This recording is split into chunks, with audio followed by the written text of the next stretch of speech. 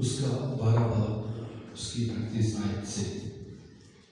ایک دن یسوع نے اپنی تعلیم میں کہا، فقیروں سے خبردار ہو جو لمبے لمبے جامے پہن کر پھرنا اور بخاروں میں نشاد اور عبادت خانوں میں اول درجہ کی کرسیاں اور ضیافتوں میں صدر نشینی پسند کرتے ہیں۔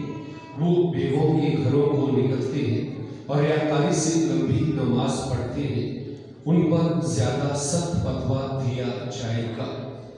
یسوع خزانے کے سامنے بیٹھ کر دیکھ رہا تھا کہ لوگ خزانے میں پیسے کس طرح ڈالتے ہیں، اور بتیرے دولت مندوں نے بہت کچھ ڈالا، اور ایک کنگال بیوہ نے آ کر 2 پیسے یعنی ٹکا اس میں ڈالا۔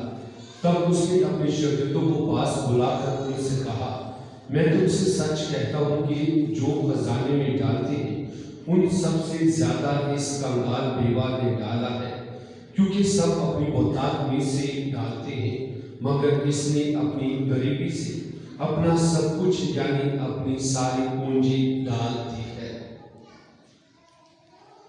انجیل مقدس کی وسیلہ سے ہمارے گناہ معاف کیے جائیں۔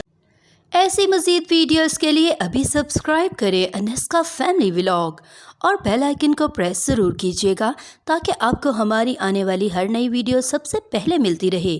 کلام کو اپنے دوستوں سے شیئر کیجیے گا۔ شکریہ۔